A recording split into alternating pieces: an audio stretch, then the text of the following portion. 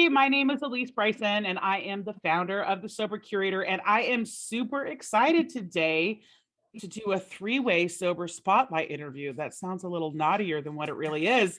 But we've got Kate is joining us today. Kate is our Sober Curator / fashion editor of the Walk Your Talk column. And we are super excited to be talking to our new favorite, Rehab Barbie. So Kate, over to you. Thank you, Elise. I'm Kate, and we are so excited to meet with Claire today, the Rehab Barbie. I've got some fashion questions for sure, because there is quite a bit of jewelry involved in this, with some pretty strong messages. So this is a really nice combination of sobriety, recovery, and some bling bling. And we like some bling. Yeah. Yes, we love the bling. I'm Claire. I am the founder and CEO of Rehab Barbie. We just launched, so I'm so excited to be here to talk about it. Awesome. So we're near Seattle. So we're Pacific Northwesterners, and you are out of New York, correct? So it's a little later in the day for you. Yes. So I just wanted to know. Go ahead, Elise. I was just curious, what part of the city, what part of New York are you in? I'm in Brooklyn. I love Brooklyn. Which neighborhood? Oh my God, too. I'm in Bushwick. I just moved here 2 weeks ago. I'm obsessed. Brooklyn is the best. My sister used to live in Brooklyn Heights for a really long time until they got married and had a baby and moved to Long Island. But I just used to love just walking around Brooklyn, the shops, the food, taking thousands of pictures of the street art. I'm obsessed with Brooklyn. Yes, I love the street art. I love that. Yeah. All right, go for it, Kate. Well, that's actually a good segue, like street art and pop culture. And that's kind of, it looks like that's somewhat influential to your brand. I looked over some of the photos. I can see pop culture, bright colors. Looks like you're working with some beads to do jewelry, and I saw some logos that said like "I love Prozac," which I think is funny because I take Prozac, and I was like, I need that. But will you just talk a little bit about how you got started with this? Yes, absolutely.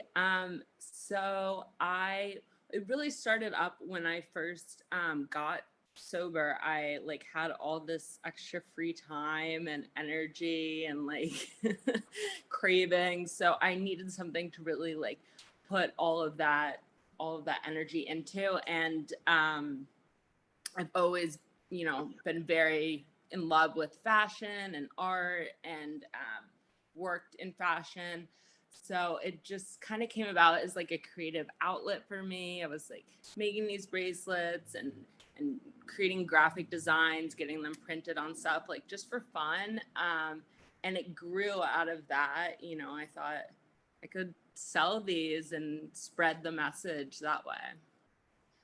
That's really awesome, because it's almost like common lexicon to joke about being Rehab Barbie. Those of us who are a little bit more into the fashion industry, maybe a little bit bougier, we like some glamour, but yet we're also in recovery. So I think it's really nice that you gave that term some strength and some positivity and sort of stood behind that label and made it your own, because I think you're going to go so far with that. I freaking love it. So, oh my God, thank you. Well, it was because my friend and I were joking around. She's also in recovery, and we were talking about the stigma and addiction, and there are Barbie dolls for a lot of other diseases. There's a cancer Barbie, and Barbie in a wheelchair, and we were like, well, what the fuck?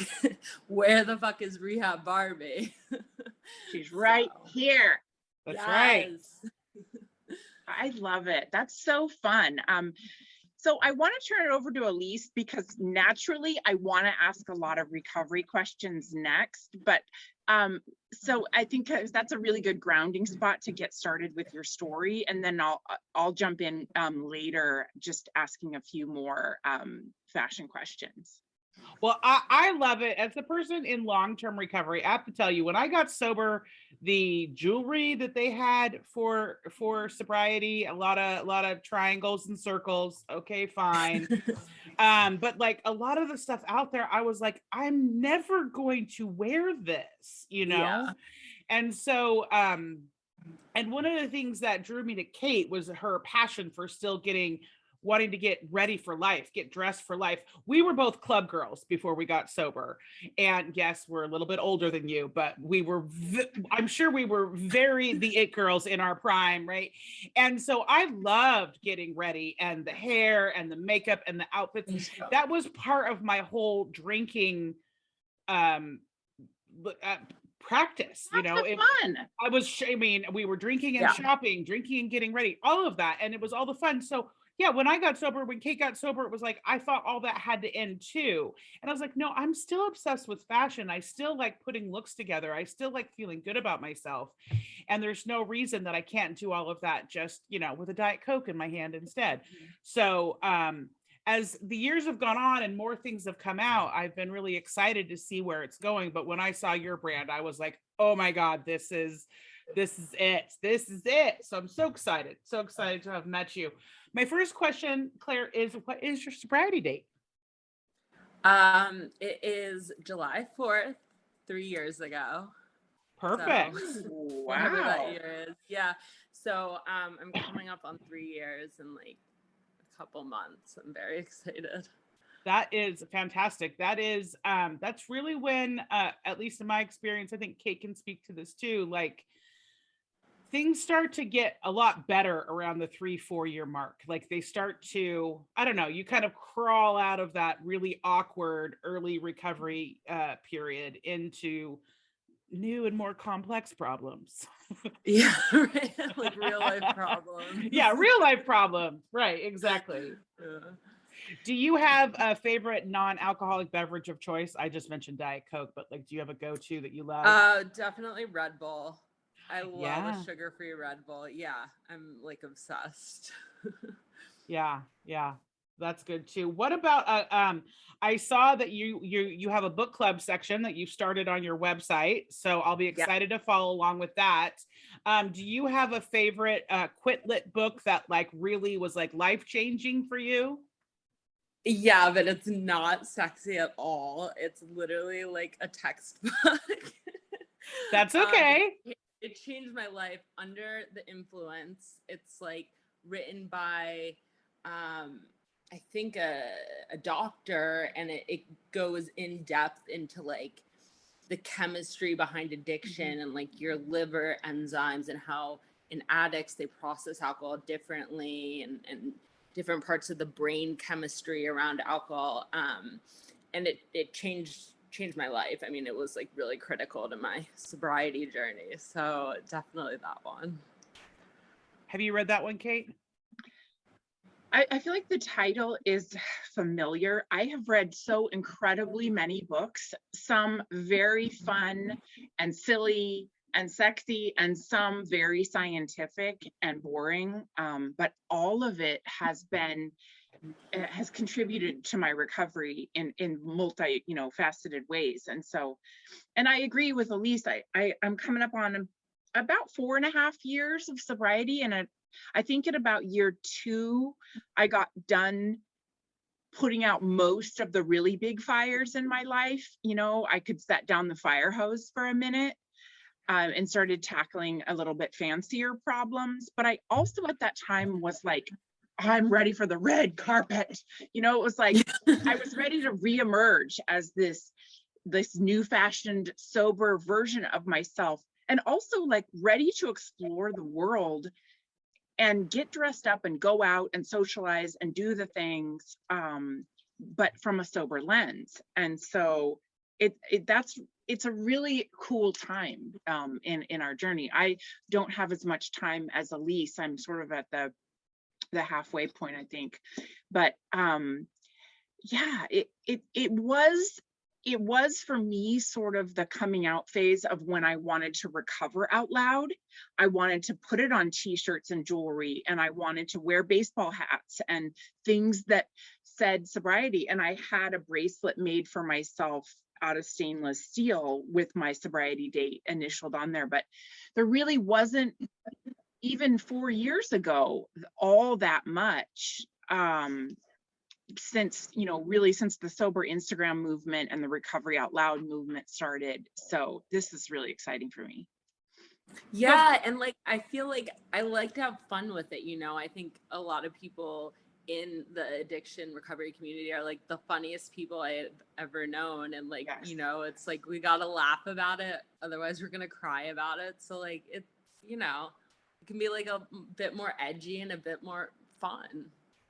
I agree with totally you. agree. Did you, Claire, were you out about your recovery from the very get-go, or did you kind of like ease into it with baby steps? Yeah, I mean, I was at first it was a bit of an awkward phase because, you know, especially like in my life and in my work and stuff, like drinking is so much a part of the culture. So people like noticed really soon that I didn't drink. And so I kind of like played around with like what to say. I'd be like, oh, I'm taking like a little bit of a break.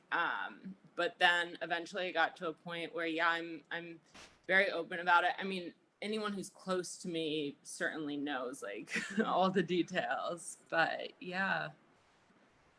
Yeah, it's it can be kind of an awkward transition period of, because at first you don't want to tell too many people, because like, what if it doesn't last? Yes. Right? Oh, you know, there's that. Like, I remember just getting to 30 days, I was like, oh my God, this is forever.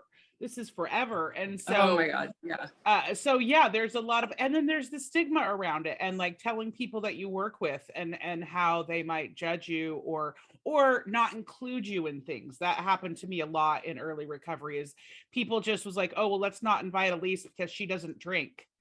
Yeah, that's really what worried me, because I'm a very social person. Like I still like to go to clubs and go on trips and like go out. So I didn't want like people to, because sometimes people judge you right away. Oh, you're sober. Like then obviously like you don't like to like go out. You don't want to come to a party. And that's very much not me. So definitely, yeah, I feel you on that. How has your recovery like impacted your day job, your family life? Like, how is it? What do you see happening there now that you're sober? I mean, it definitely changed my life. I was a big drinker. It was really like, it was the only other thing I did. Like I went to school, and then I had a job, and I drank. And so I didn't have time for like hobbies and stuff. So it definitely opened that up. You know, I took up like skydiving and stuff. Like I've had so many more adventures. I've been able to like rebuild. I mean, especially like with my relationships with my sisters, you know, they're on a whole new level. And I feel like I'm able to like choose my life now, if you know what I mean. Like, I feel like I'm deciding like what I want to do with my life instead of it all just kind of happening to me. Yeah. Yeah. I'm obsessed with your sweatshirt. I'm sorry, I cannot stop staring at it. Let me know the moment that you start selling those, because I want one. I want one. Kate, let's jump into some fashion questions, because that's really what we're here to talk about. I want to know all the things. I'm so curious behind the scenes, all the creativity you do with your photo shoots, and not just the Barbies, but the cigarettes and the cakes and the models that you use. Are those your friends? Who's doing the photography? I literally want to know it all. Yeah. Yeah. So you have somewhat of a face that looks like, do you have one model that's your Rehab Barbie face, or are you photographing friends, or what? Yeah, so I mean, my models they're just my friends and my sister. One of my sisters I got lucky because she's like super tall and super gorgeous and super photogenic. So she is yeah. She's my main model. And then yeah, I just recruit my friends.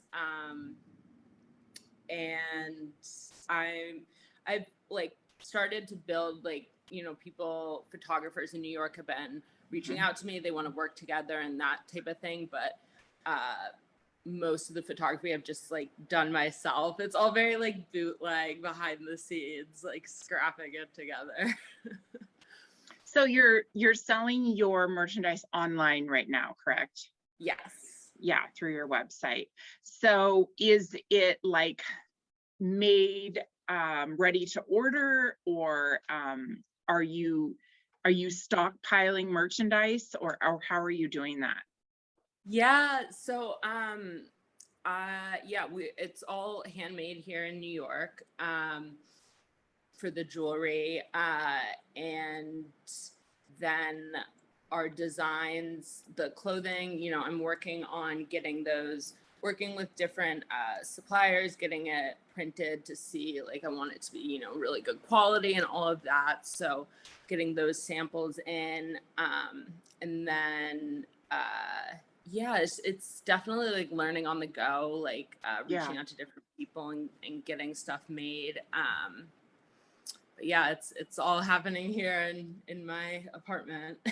Yeah, well, that's how it starts. I mean, that's fantastic. And especially space is at a premium where you're at. So it's not like you're going to launch some giant brick and mortar, right? So I have a question about the marketing of it. Like, how are you approaching the funny side of it, that it's sort of humorous, you're not taking it all that seriously, you know, you've got swear words and rehab and words that could be, well, they're very serious, right? It's a very recovery is a very serious process. So how are you marketing it that without taking away the importance of recovery and still trying to keep the humor in there? Like, how are you balancing that? Well, I think that, you know, going through something like addiction, I mean, certainly getting sober was the most difficult thing I ever had to do. And I still like get cravings all the time. And when you go through something like that, I think it gives you a right to own it and talk about it the way that you want. And like, that's the way I like to joke about it. I like to, you know, I do think it's funny, like having stuff that says like, I love rehab, you need rehab. And like, I understand, you know, that might not vibe with everyone, but like I had to like cry on my floor craving alcohol. So like, you know, whatever. Yeah, in a sense, you've like earned the right to make the joke because you have achieved the recovery time, you've done the work, you're here now, right? You're on the other side of it. Yeah. Like if somebody who wasn't in recovery was making those sweatshirts, I mean, I would, you know, would side eye that a little bit. But. For sure. I love that. And I think it speaks really well to, you know, younger generations of folks who have access to drugs and alcohol earlier and access to social media. So it's a nice play on words, and it's very cute and funky.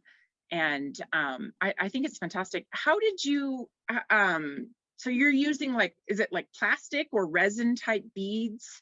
And what kind of textiles, like materials, are you using? Yeah, so we're using, we have resin for like the letter beads, but then metal, it's like, we started with 14 karat gold plated, and now I've started using gold filled, so a little bit higher end, and I got some solid gold beads, so I'm working on a solid gold bracelet. Yeah, very excited about it. And then a lot of different stones.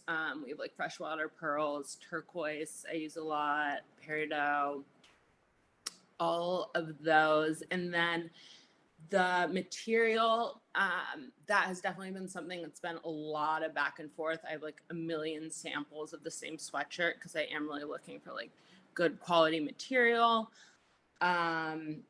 So yeah, that is to be determined. But yeah, Go ahead. Go ahead, Elise. I'm curious, how do you keep all the beads organized? Do you have like tackle boxes? What is your like workstation? What does your Oh my workstation God. look like?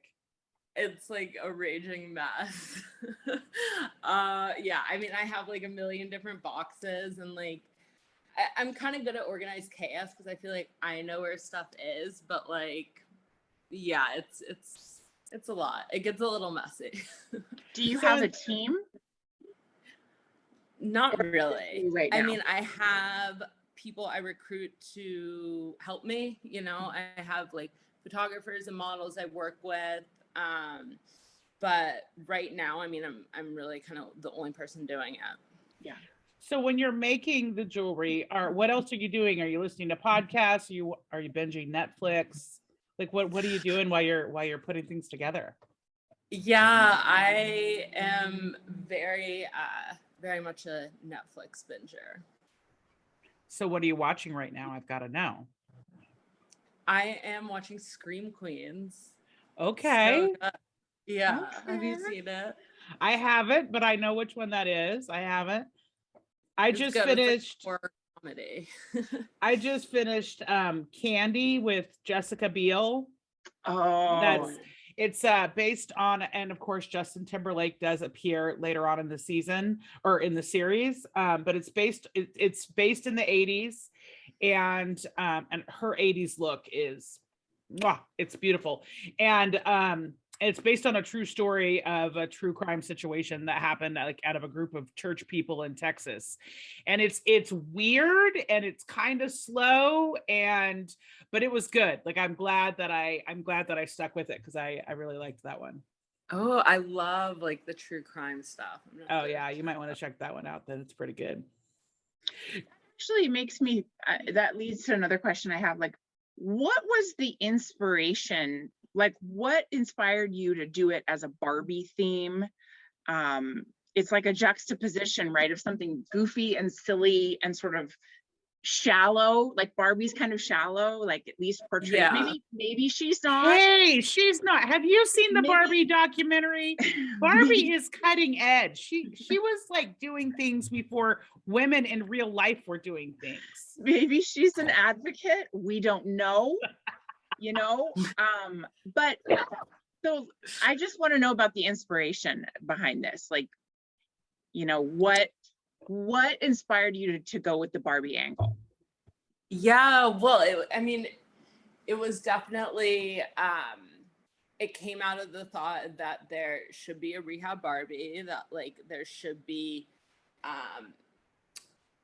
that recovery is aspirational, because I feel like there's all this stigma. It's like, oh, like you're an addict, like you went to rehab or you go to AA, like that's like, you know, people aren't like, that's not like a number one thing you want to share with everyone. But like it should be like, that's amazing, like you have this brain disease and you took the steps, you went to rehab and you recovered from it and now you're thriving. Like that should be so aspirational. I mean, it certainly is to me. And like Barbie, you know, it's kind of this stereotype of like, oh, like Barbie, it's like the aspirational woman or whatever. So it's like there's no reason that shouldn't, it is a juxtaposition for sure, but like it shouldn't be, you know what I mean? Like it should be like rehab Barbie should be like, wow, like you really accomplished something. Yeah, like we like to say sobriety is our superpower. So Yeah. do you foresee like walking down the street and you see a very identifiable bracelet or necklace or, you know, some of your merch, and that's the way that like rehab Barbie girls like know who's who and the, like who's in the gang? I mean, do you think that that could be like a street identifier for us? So Yes, absolutely. I would love that. And I think they make, you know, like they're good like gifts. I mean, gifts for people, you know, in recovery or for yourself. Like when I was first getting sober, I got myself a recovery gift like every week. But you know, every bracelet like comes with a card that really talks about the meaning behind it, and why this really like signifies an important part of the recovery journey. So definitely that as well. I love that you said that you bought yourself a gift every week in early recovery, because I did too, under the guise of well, I'm not drinking, so think about all the money that I'm saving. Now, it was a little bit of a transference into a shopping addiction, let's be clear. But I still think that like those little treats that we give to ourselves or to our girlfriends that have hit a significant milestone, whatever that is, 90 days or 9 years, doesn't make any difference. I do think it's fun to treat ourselves. Where do you like, if you could pie in the sky, like, do you want to have a sober section at Coachella? Like, what do you want? Where do you want to see this brand go? Yeah, I would love that. I love like the idea of kind of taking back these events and things like Coachella. It's like, oh, you know, everyone goes to festival to like do drugs or whatever, Yeah. but it's like, no, you can go as a sober woman and have an awesome time. And remember it all. Yeah, remember it all, like not, you know, die, like Not die. Always a Yeah. plus. Yeah. Yeah. So who is like your customer? Like who's your Rehab Barbie girl? Like who do you have in mind when you're designing this? Like that would come and maybe stack some of these bracelets with other bracelets? Or are you expecting like a corporate America woman to stack it with like a Cartier watch as like sort of a high-low kind of funny? I mean, like, who's your girl? Yeah, I mean, I think, well, definitely speaking to like the addiction recovery community, but also anyone who's gone through mental health issues, which I think, you know, is so many of us, and who want to own it, you know, and don't want to hide it. And I think it's definitely an emerging trend. People are being more open about their struggles with addiction or mental illness. So I think, you know, addiction and mental illness, they don't discriminate. It affects people who, you know, like corporate woman, artist, like every type of person. So really just speaking to anyone who gets it and who's been through that journey. So are you selling now at like festivals or farmers markets or little local venues, or have you set up a pop-up shop? No, not yet. That's definitely something I'm interested in. Right now, we're just available on the website, but down the line, absolutely, that's something we're looking into.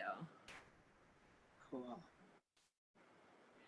Do you, when you think about other collections that you want to do you have plans around like Pride Month or gender neutral or trans, or like what other, besides what I've already seen that you've created, what other kind of like wish list do you have of designs? Because it really can be endless when you think of the creativity around bracelets, because everybody can wear bracelets.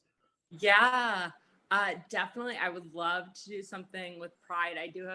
I actually have a few like rainbow designs that I've been working on for that, and the LGBTQ community in the sober community, it's really big in New York. We have a lot of like amazing gay meetings.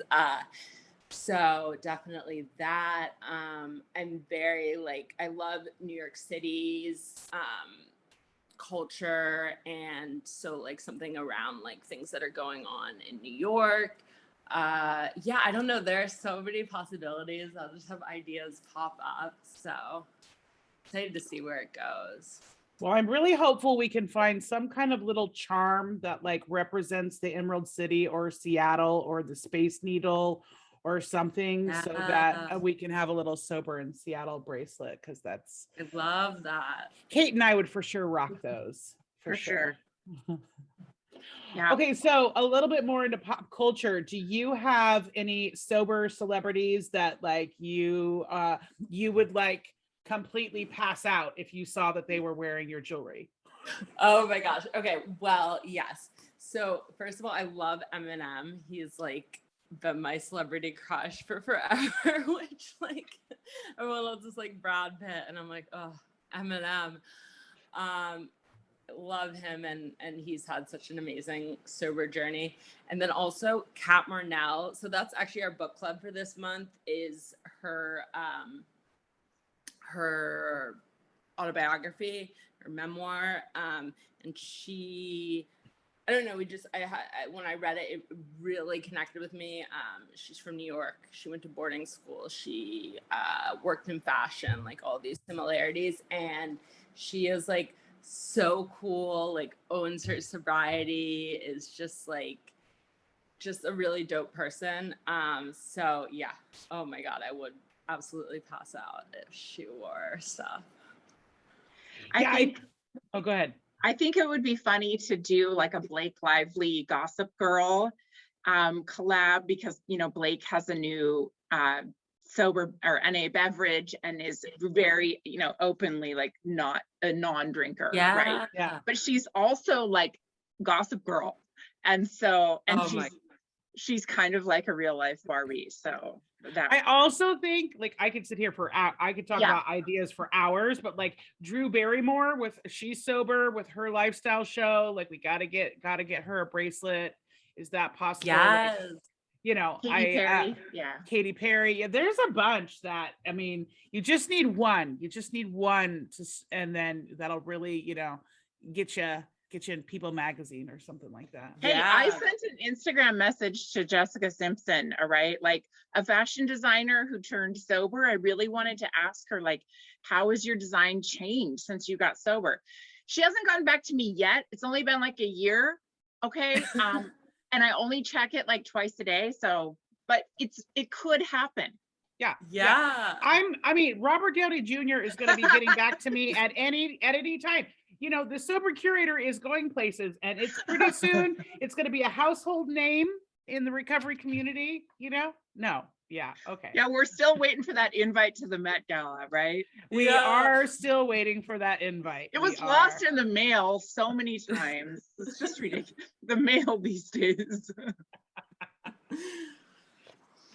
Do you have, like, speaking of celebrities and TV shows and whatnot, do you have a TV series or a movie that has addiction or mental illness in it, that it's like one that you've like watched a bunch of times? Like, you know, I've seen 28 Days literally 100 times, but there's so many more now. Like, I don't know if you saw the new series that just came out. The Single Drunk Female. Single Drunk Female. I loved that one. I thought it was so well done. So well done. So good. Yeah, I just started watching that one. I think it's great. Yeah, I think there's a lot of really good ones out there. I really like A Beautiful Mind, which is definitely more focused on mental illness, but just the recovery story in that, I mean, like, brought me to tears. Yeah, so that's a really good one. It's really. Kate, do you have a favorite one? Are we talking movies or TV series, whichever? Gosh, I'm not big into TV. I really don't even watch any, like, I'm not even big into Netflix. I watch a lot of documentaries. I've been watching, I recently watched Wonder Boy with Oliver Rousteing for Balmain. And just, I watch a lot of like designer documentaries. I watched Andre Leon Talley's documentary. And that's really where I find the most interest, is a little bit informative, but also kind of fun. What is the show with the Asian dynasty people, and they're like uber rich, and it's a Netflix show. I just started watching that one and I freaking loved it. I don't know, I can't remember the name of it. But I was looking at my phone because I was Googling. I was in New York. Well, we were in New York in February. And it was freezing. It was freezing. It was next level cold. But I was looking at, I think we had a DJ for the event that I was at. And I want to say his name was DJ Ponzi, but I'm not sure. And there was a sober nightclub in Brooklyn. So I was thinking about if you have networked at all with the nightclub scene, especially the recovery, like those sober nightclubs, because you're in an area where those types of venues are popping up. And for people in smaller communities, that's not a thing yet. And so I was looking at the name of a specific club in I think it was in Brooklyn, but I just want to know if you've had any experience. Yeah. So I am reaching out to it. I think it's called Reprieve Brooklyn. Yes, that's what it was. Yeah. Club Reprieve. Yes. So cool. They're like so my vibe because they do like sober parties, like sober raves, like that type of thing, which I love. Sober raving, yes. Yeah, like so cool, you know. So yeah, I think I'm really blessed to be in New York. The sober community here it's amazing. There's so many events. The meetings are like a scene, you know, you gotta like get dressed up. Like it's so fun. Elise, we need to move. We're moving. We're moving to Brooklyn. It's official. It's official. I hope we can figure out how to squish all of our clothes and shoes into like 900 square feet, Kate, because that's gonna be me, and my husband. Yeah, we'd have to bring my husband and my dog, your two dogs. Yeah. So probably your son. I mean, it would be, you know, we'll figure it out. Yeah, we'll figure it out. 900. You know, another idea that could be interesting. I know there's a couple of I know in Brooklyn there's one. I think it's Spirited Away. Is that one the one in Brooklyn? That's the non-alcoholic beverage shop. The liquor store, yeah. I wonder if you wouldn't even be able to have a small display of your bracelets at one of those kinds of places, because I would think the kind of people that are going in to shop at the non-alcoholic beverage shop are not all in recovery, but probably I don't know, half of them are. Or sober curious, such an idea. Yeah, sober curious. That's a huge movement as well. Like you could make a bracelet that says avoid rehab. Like quit now before you're like, I mean, rehab's no fun. It's kind of gross, actually. Like, I mean, it's funny to sit around and tell recovery stories, but I think avoid rehab would be like, that's hashtag sober. Idea. So Kate and I are going to be on your board of advisors. We took a vote, and you should do, and you should this, do and this. then this, and then this. No, I love it. I mean, you guys are, you have the best Meanwhile, idea. we don't do anything. You do it, okay? Yeah, we're just here to advisory board. We talked about Eminem and music. Do you have any other favorite musicians, sober or not, that like music that you listen to when you're like putting your jewelry together or anything? Oh my God, I love like Cardi B and Megan Thee Stallion and City Girls. Okay, how old are you? I'm 28. So I'm kidding. That's I was 30 when I got sober, so that's I was 38. I was the 38 special.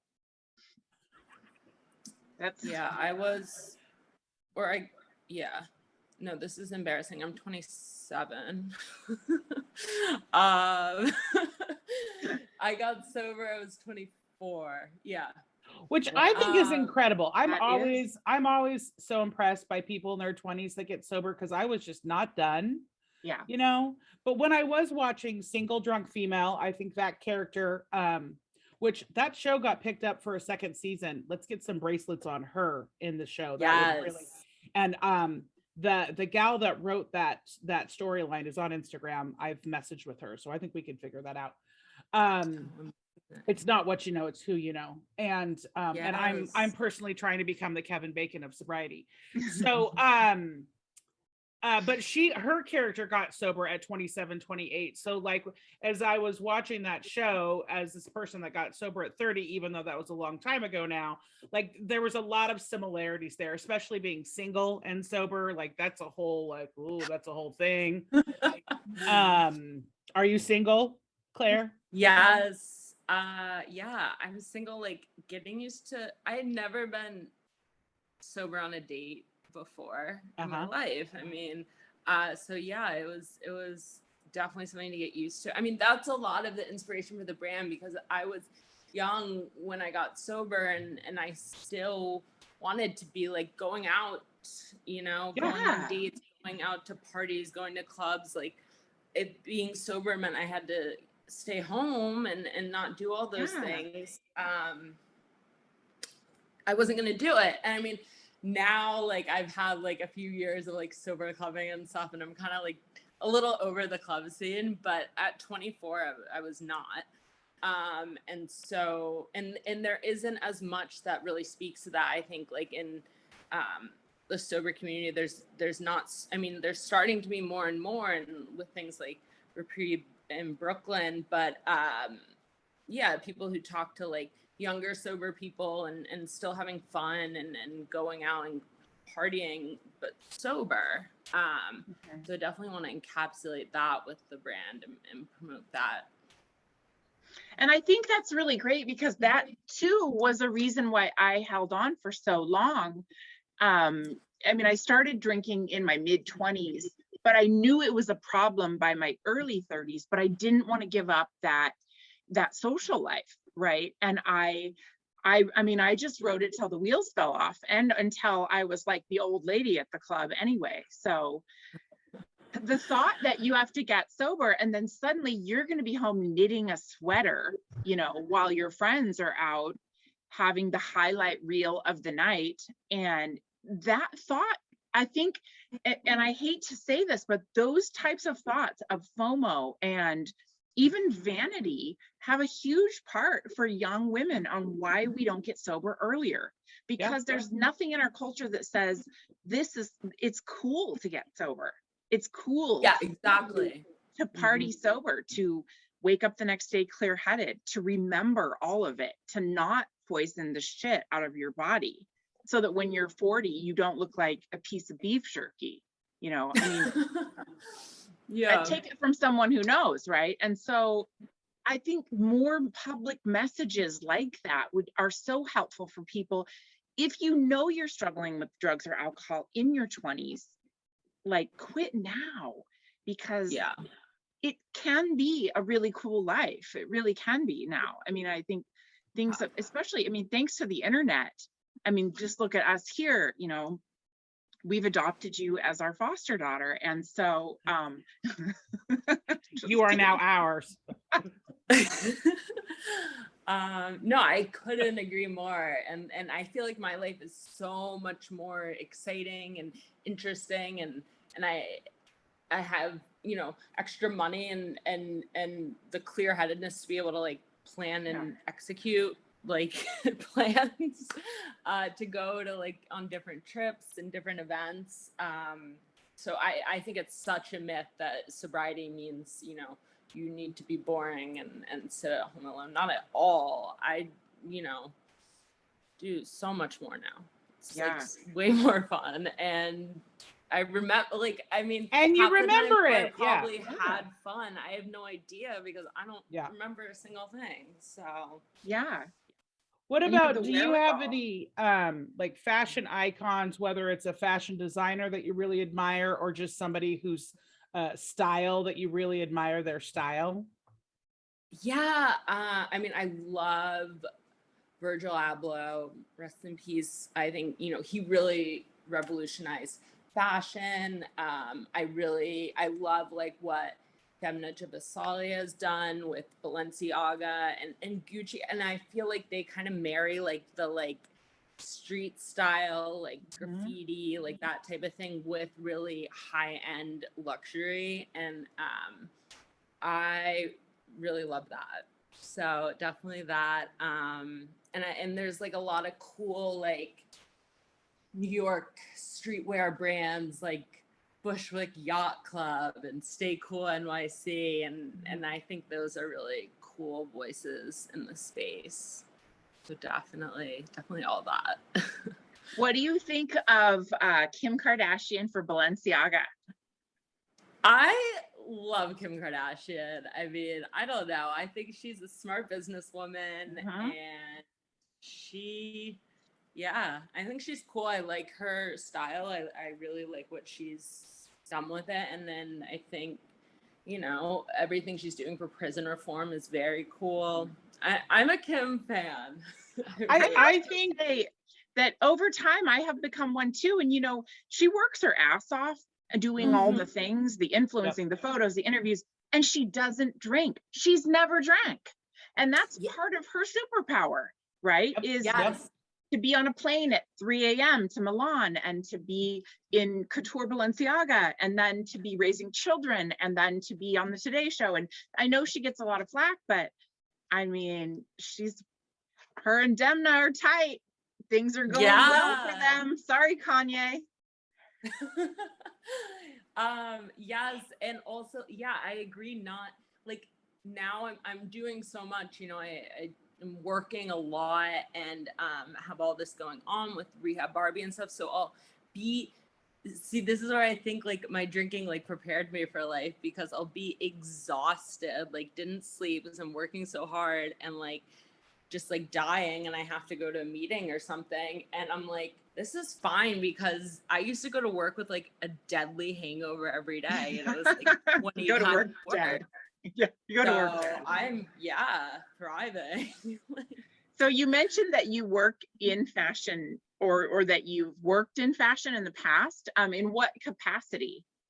Yeah, I've done like marketing. So I did copywriting, social media marketing, content creation. I still do freelance for some fashion brands, and I did like a million internships while in college and stuff.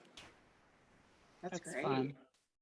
Yeah. I just want to backtrack to the Kardashians just for one more moment, only because this morning when I was getting out of bed, I was scrolling the gram, and you guys have to go check out the whole fashion thing that's happening. They're in Italy right now because Kourtney's getting married, and the gothic look that the whole family has pulled into, this like collective look that they each have their own looks, but like as a holistic family style, they're going very goth for this wedding, and I'm very intrigued by the whole thing. I'm very intrigued.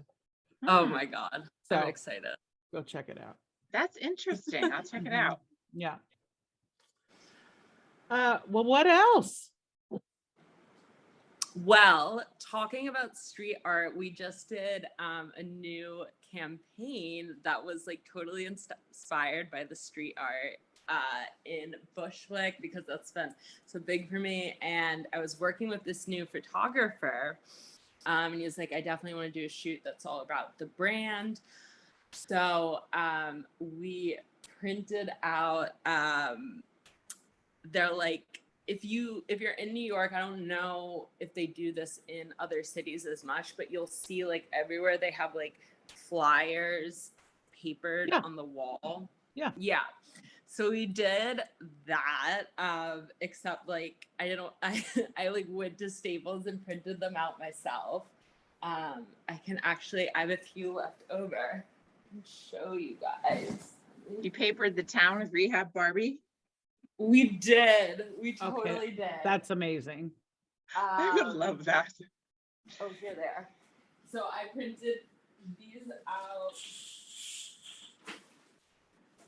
I'm headed to Lewis County after this. Do you think I should like take some flyers? Yeah, paper the town. Sober Curator flyers all over Lewis County. It'd be amazing. So we did like the Rehab Barbie mug. Oh my gosh, that's amazing. And then this is, I love it. Love that.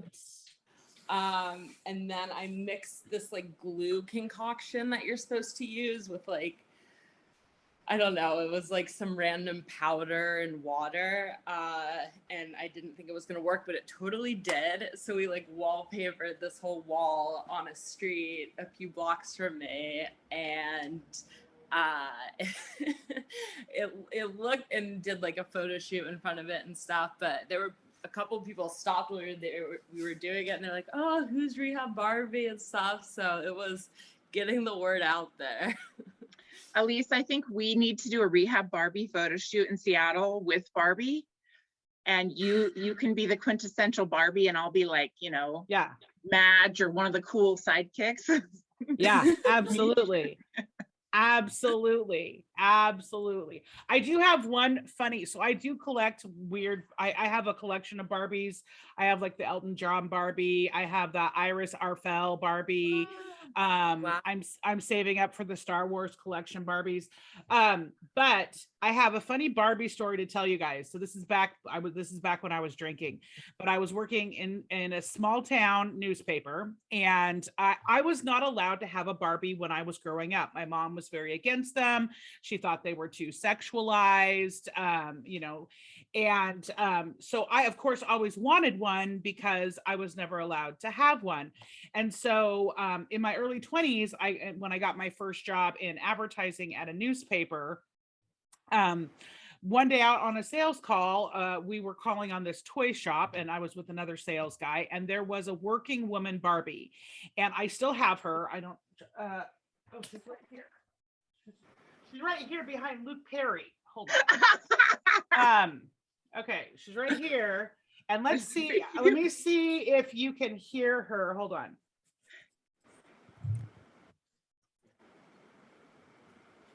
She sings. Where's the button? She's not working right now, but She's not a working Barbie. she's yeah. So she says things like, I love going to work. Making money is fun. I have an email. I have a date with Ken tonight. I have an email. Yeah, like it's hilarious. And the skirt is reversible and it goes into a business skirt. Anyway, prized possession, my working woman Barbie, right? Prized possession. And so I go on vacation and I come back from vacation and my Barbie is gone. And in place of it is they've taken a picture of Barbie, very similar to the artwork you just showed us with like the mugshot. And she was naked and like duct tape across her face, and her hand was bound. And there was a ransom note cut out of newspaper letters saying, if you ever want to see Barbie again, put 200 Monopoly dollars on the copier by high noon tomorrow, or Barbie gets it. And then on everybody's desks, there were little milk cartons with the picture of Barbie missing on the side of all the milk cartons.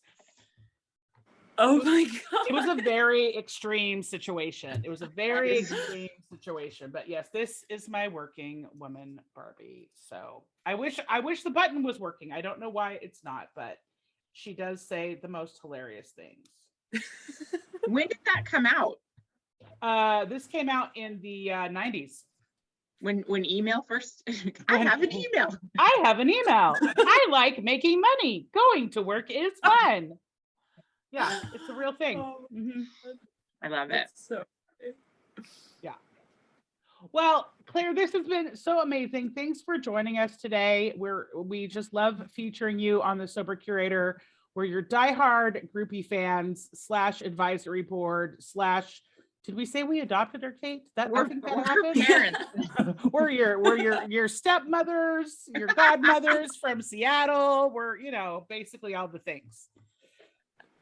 Oh my gosh. I love you guys so much. I'm so excited that we've, met and are now working together and everything. Yeah, it's going to be fun. We can do lots of cool stuff. Yeah. All right. Well, we're going to sign off for now. Claire, do you want to let our viewers and our readers know where they can find you? Yes, absolutely. So if you go to rehabbarbie.com, you will see our website. And there you can find our Instagram and TikTok and our community page and all of our products. So definitely check it out, and love to hear from anybody in the recovery community. We want to feature people on our community page, so feel free to reach out to me. I'd love to hear from all of you. All right. Take care.